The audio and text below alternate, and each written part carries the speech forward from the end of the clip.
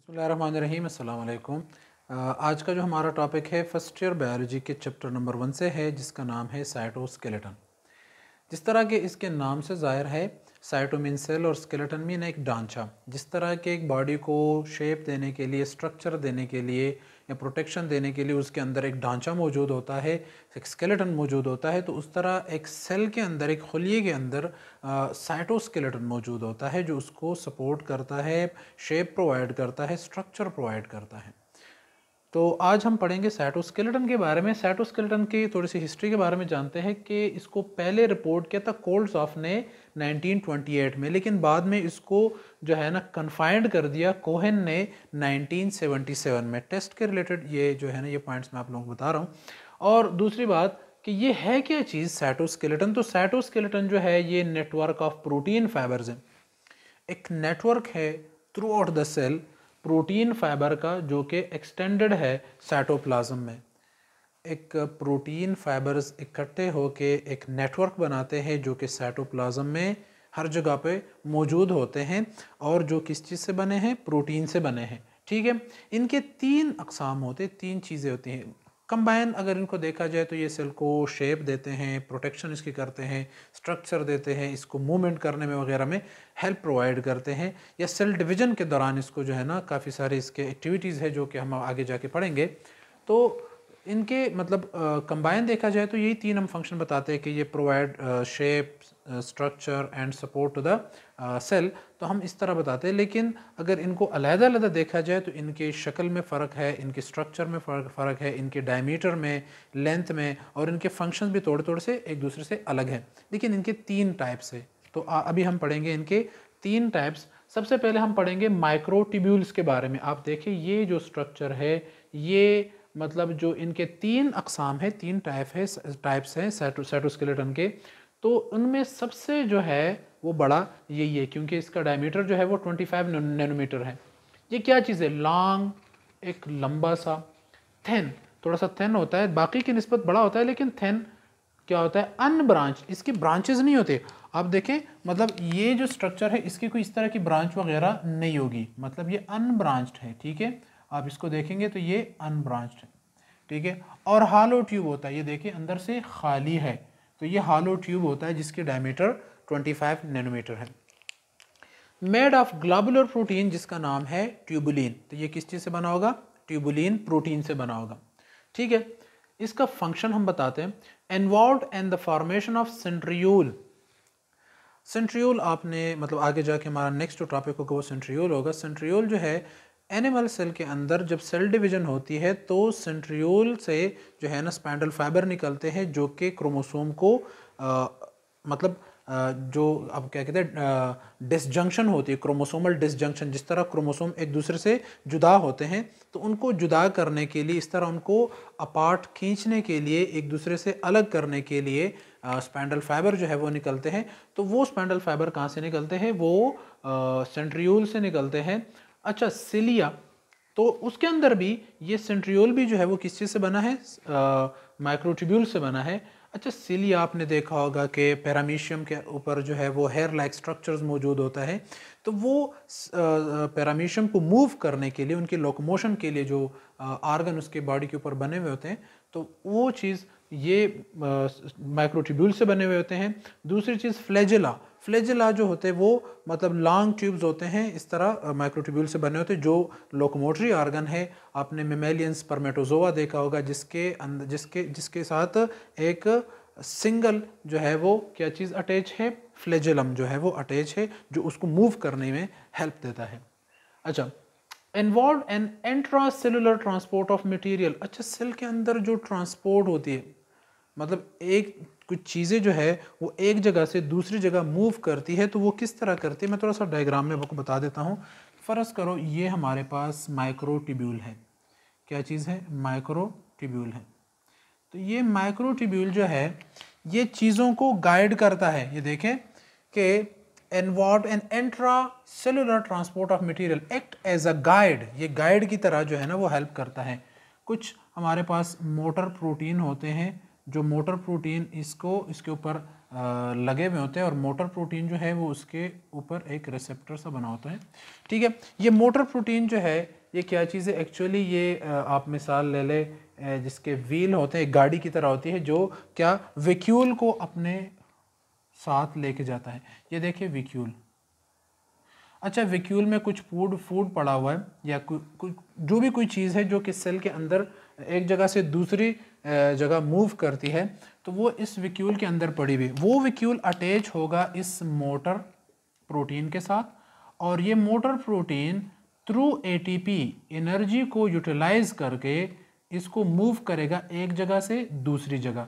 तो इस काम के दौरान जो माइक्रोट्यूब्यूल का फंक्शन है ये गाइड की तरह है, ये गाइड करता है कि किस जगह से किस जगह सेल के अंदर किसी चीज़ ने मूव होना है।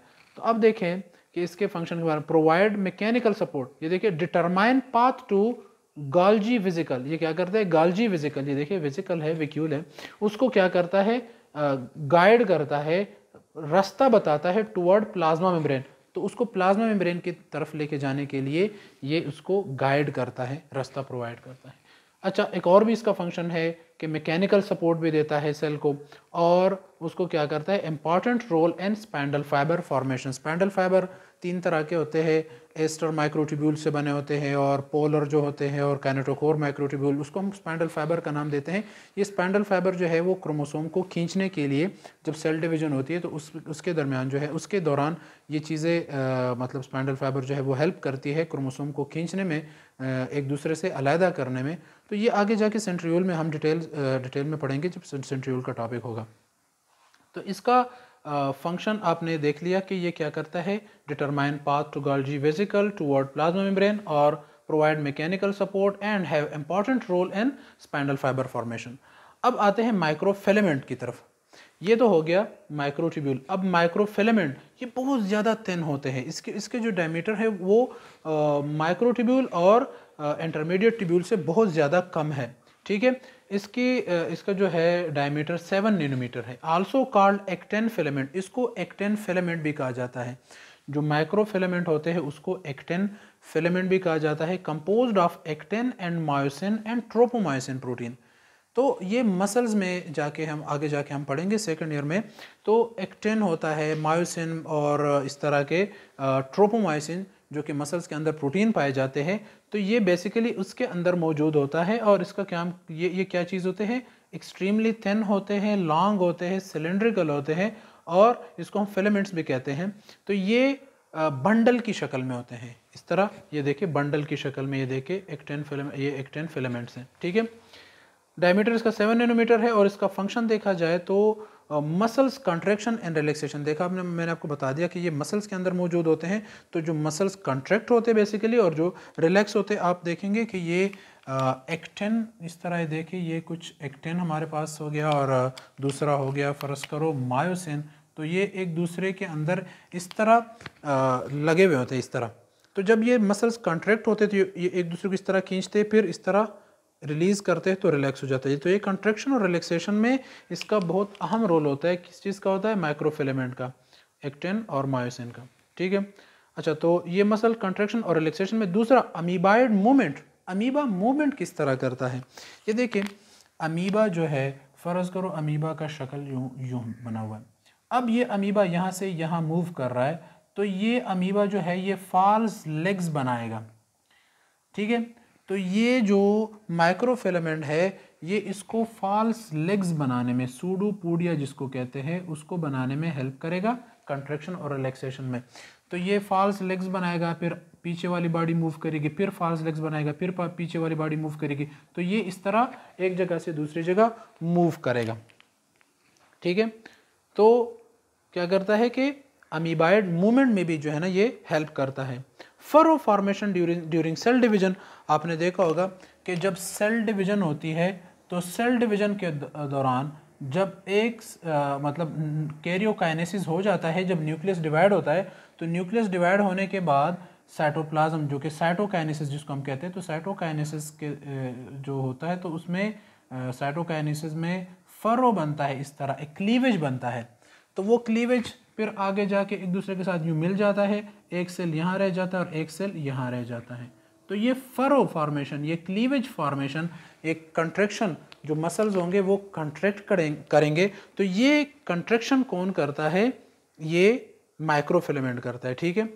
और दूसरी बात, एक्सोसाइटोसिस, सेल से कोई चीज़ जो बाहर जा रही है, एक्सोसाइटोसिस, और कोई चीज़ अंदर आ रही है, तो उसमें भी हेल्प करता है, ठीक है।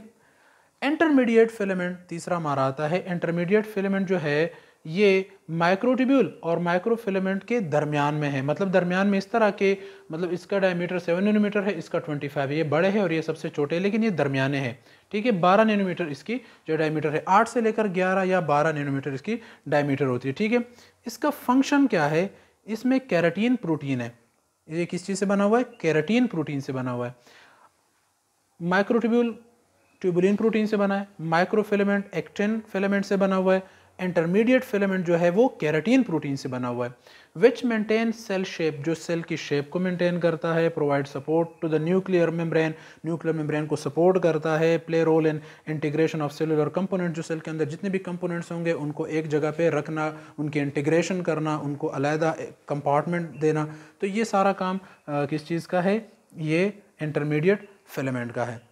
तो ये इसका जो है ना, ये शक्ल है, ये आप देखिए, इसकी शक्ल को देखें, मतलब डायग्राम को देखें। और दूसरी बात ये कि ये हालो सिलेंड्रिकल ट्यूब्स नहीं है, ठीक है। ये वायर की तरह, जिस तरह तार आपस में इस तरह एक दूसरे से रैप अप होते हैं ना, तो ये उसी तरह जो है ना बना हुआ है इसकी शक्ल। ये देखें, ये इंटरमीडिएट फिलामेंट, ये माइक्रो फिलामेंट, और ये माइक्रो ट्यूब्यूल।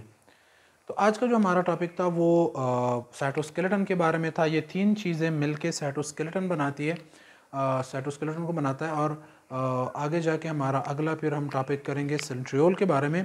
आज का हमारा टॉपिक जो है वो यहीं पर ख़त्म होता है। थैंक यू, अल्लाह हाफिज़।